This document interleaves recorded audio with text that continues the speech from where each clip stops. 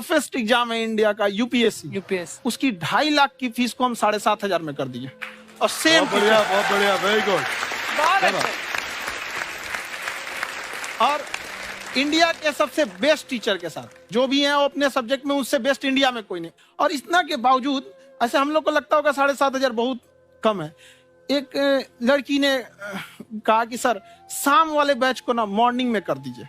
हम कहे बाबू तो इतना सबके इंडिविजुअल से तो बैच ट्रांसफर नहीं, तो क्या प्रॉब्लम है? उसने कहा ना शाम में हमको दूसरे के यहाँ बर्तन मांजने जाना होता है। तो हम लोग को लगता है कि जितना ये तकलीफ इससे कई गुना ज्यादा है। और कई बार तो ऐसा लगता है कि वो भी ना ले। एक लड़का बेचारा नदी से बालू निकालता था और वो बालू को भरता था, फिर नाव बालू को किनारे लेके बेचती थी और वो बालू भरता था, उससे मेरी फीस ले आया। हमारा हाथ कांप गया, हम कैसे फीस ले लेंगे यहाँ पर। बहुत बढ़िया। उसी दिन हमने ये प्रण लिया था कि भारत का कोई भी बच्चा उसके सफलता में पैसा उसकी बाधा नहीं बनेगी, चाहे उसको जितना भी पढ़ना रहे यहाँ पर। क्या बात। और अर्चना जी, मैं इनके बारे में एक बात, खान सर आपके बारे में मैं एक बात कहना चाहता हूँ। इनका जो स्टार्टअप है ये बूटस्ट्रैप्ड है। अच्छा। मैं साधारण भाषा में बता देता हूँ, ये सेल्फ फंडेड है।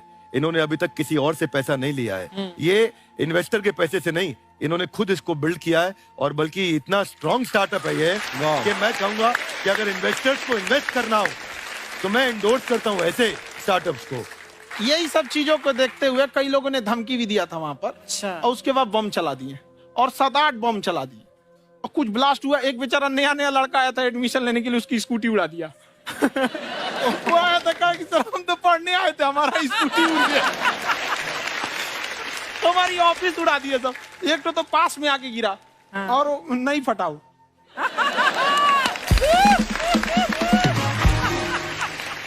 बाद में बहुत सारे लोग धमकियां दिए, लेकिन कहते हैं ना सूरज कितना भी तेज चमक ले समंदर नहीं सुखा सकता। वाह वाह वाह, क्या बात है।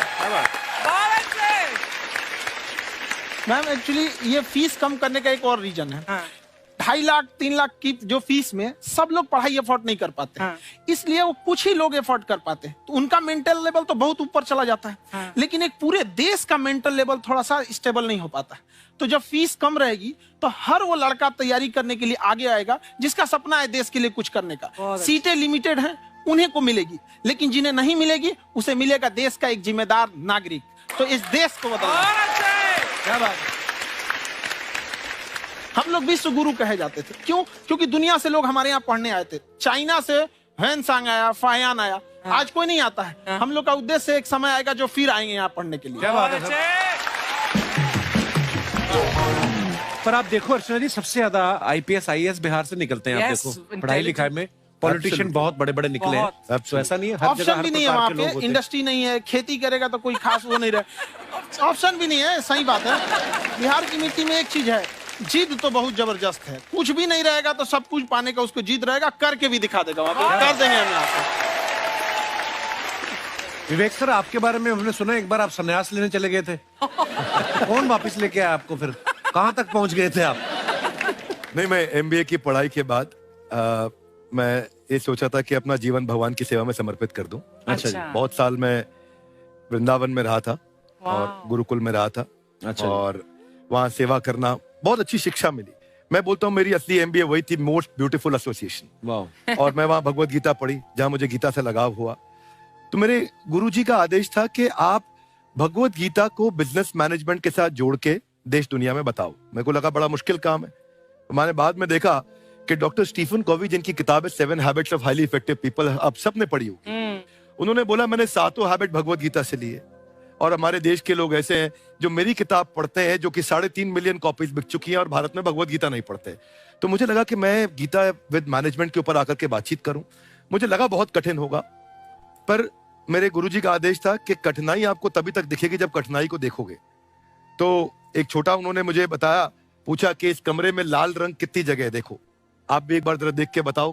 तो 7-8 जगह लाल रंग दिख रहा है यहाँ पे आपको। 1 ये 2, वो लाल रंग टी शर्ट पे 3 4 5, ये लाल हो गया 6, उधर लाल हो गया 7, एप्पल लाल, बिल्कुल ठीक 7। पर जब आप लाल रंग ढूंढ रहे थे तो क्या आपको हरा रंग दिख रहा था? Yes no? नहीं। जब आप लाल रंग ढूंढ रहे थे तो क्या आपको काला रंग दिख रहा था? Yes no? नहीं। नो। जिंदगी भी ऐसी है, जो ढूंढोगे वही मिलेगा, बाकी कुछ नहीं मिलेगा।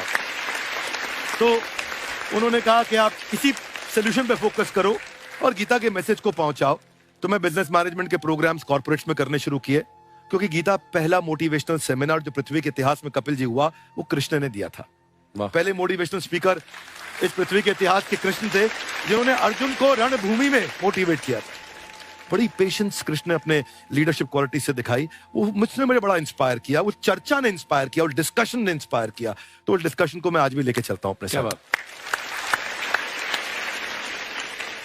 खाकर हमने सुना है आप 5 स्टार में रुके थे कल और नीचे जाके वड़ा पाव खाने गए आप रेहड़ी पे। एक्चुअली क्या है ना कि वहां जो चीजें सीखने को मिलती है ना, खाली पेट और खाली जेब इंसान को जो सिखाते हैं वो किसी यूनिवर्सिटी कॉलेज में नहीं सिखाया जाता। और गरीबी बड़ा बेशरम चीज होती है। तो कहते हैं कि मौत भी तू जल्दी आया कर गरीब के घर में।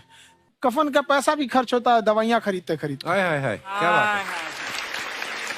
और खान सर की खासियत ये है कि जिसको तो पढ़ना है, जिसको एजुकेशन चाहिए, वो तो इनका वीडियो देखते हैं।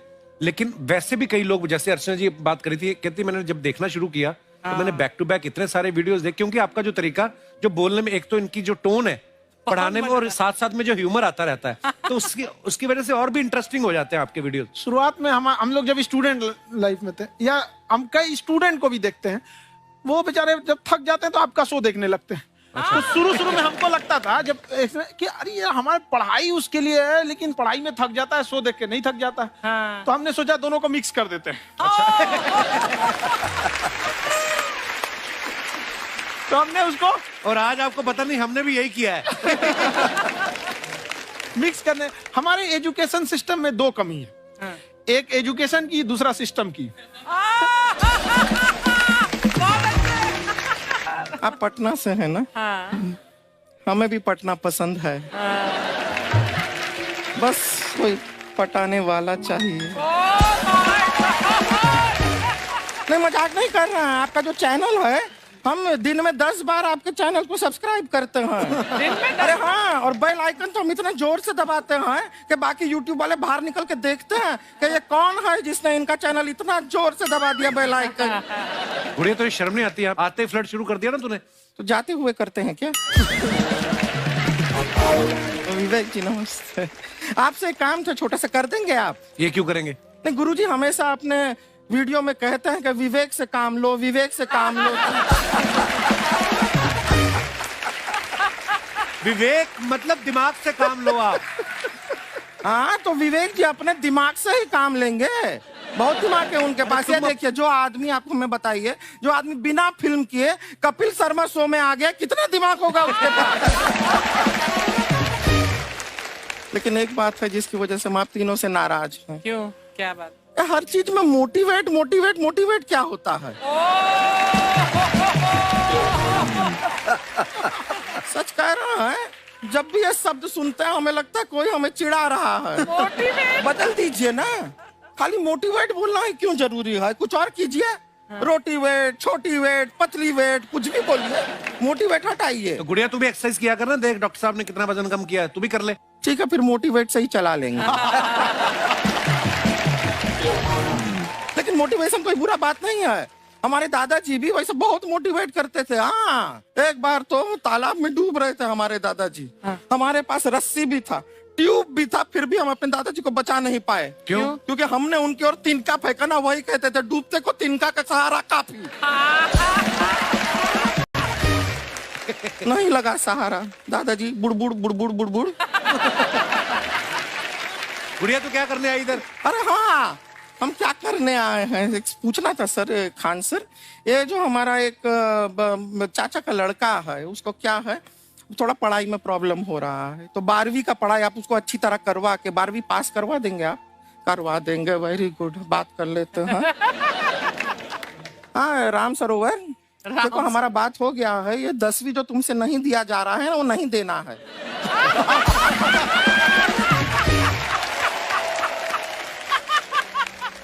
टेंशन नहीं है, 10वीं का खान सर से बात हुआ, ये सीधा 12वीं पढ़ा के पास कर देंगे। अरे ऐसे नहीं होता, पहले 10वीं पास करनी पड़ेगी, फिर 12वीं होगी ना। ऐसा कोई जरूरी नहीं है ये सीक्वेंस। हमारे मौसा जी थे, उनसे ना 10वीं हुई ना 12वीं हुई, अभी 3 दिन पहले सीधा उनकी 13वीं हुई। एक्चुअली क्या है, पढ़ाई लिखाई का हमको बहुत ज्यादा नॉलेज है नहीं। गांव में पढ़े हैं ना सर। स्कूल कहाँ होते थे अर्चना जी, गांव में स्कूल नहीं था, पेड़ के नीचे पढ़ते थे हम।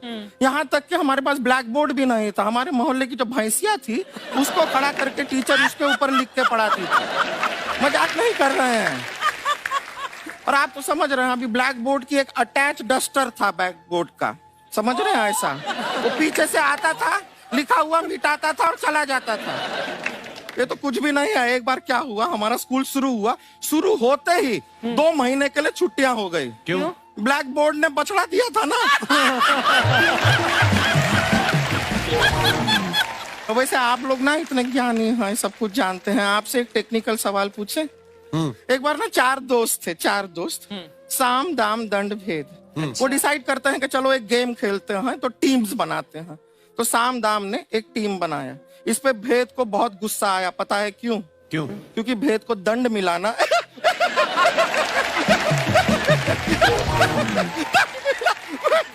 ये सिर्फ हंसती नहीं है सर, थोड़ा सा पेट्रोल पिला दो स्टार्ट भी हो जाती है। इतना है, क्यों और भी बता दीजिए। जब हम बीमार होते हैं हम डॉक्टर के पास नहीं मैकेनिक के पास जाते हैं, और डिटेल दे दीजिए। ऐसा कुछ नहीं है सर, ये बोलते हैं खाली। लेकिन अभी एक रिक्वेस्ट था सर, हमारा एक भाई है, पुरुषोत्तम नाम है उसका, वो गांव से आया हुआ है। आप लोग थोड़ा उससे सब बातचीत करेंगे, थोड़ा उसको प्रोत्साहन देंगे। और शर्मा जी, आपसे भी एक रिक्वेस्ट था, आपसे हमने कभी कुछ मांगा नहीं है। पुरुषोत्तम आएगा ना, एक बार बस उससे कह दीजिएगा, पुरुषोत्तम तुम कितने हैंडसम हो। मैंने देखा ही नहीं अभी तक। हाँ तो देख के बस बोल दीजिएगा तुम ठीक है। कितने हैंडसम हो, ऐसा बोल दीजिएगा प्लीज। ठीक है। हम बुला लेते हैं पुरुषोत्तम।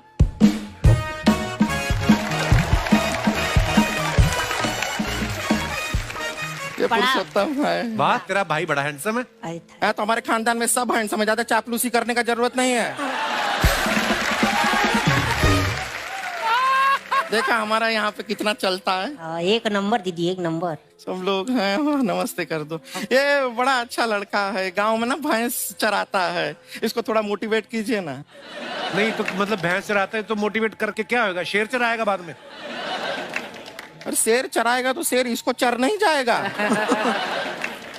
नहीं नहीं, ऐसे हम खाली कह रहे हैं, तुम्हारा चेहरा थोड़ा बकरी जैसा है ना, तो वैसे ये सब बड़े बड़े लोग हैं। इनको बताओ कहा क्या बनना चाहते हो जीवन में आगे? HR। HR? अरे वाह, देखे कोई बड़ा कंपनी में ह्यूमन रिसोर्स का काम करेगा ये। अरे HR मतलब दीदी ऋतिक रोशन। टिनी टिन टिन टिनी टिन टिन। ना जूता पहनने का काम किया करो, जूता खाने का नहीं। काम किया है, कुछ बड़ा किया है लाइफ में? किया है ना दीदी, एक बकरी के बच्चे को बड़ा किया है। तो क्या जिराफ बना दिया बकरी के बच्चे को? अरे कुछ अलग किया है। हाँ दीदी, अलग किया है। वही बकरी का बच्चा भैंस का दूध पीने जा रहा है, तो हमने उसको अलग किया है। इससे नहीं होगा, मैं रहने दो, इधर आओ। ये देखो इतना बड़ा बड़ा लोग बैठा है, इनके सामने ऐसा बातें करोगे? इनसे मिलो, इनसे मिलो। विवेक जी तो कितना मार्केट के बारे में भी जानते हैं, मार्केट का कोई सवाल पूछो इनसे। सर परसों जो है मार्केट में हमारी साइकिल गायब हो गई, आपने देखा है क्या? हमारी साइकिल गायब हुई ना, हाँ। इसलिए दिमाग से पैदल हो तुम। पैदल समझते हो? हाँ। चल लोगे? 20 कदम चलोगे? हाँ। घूमो जरा, अभी 20 कदम चल के दिखाओ। निकलो।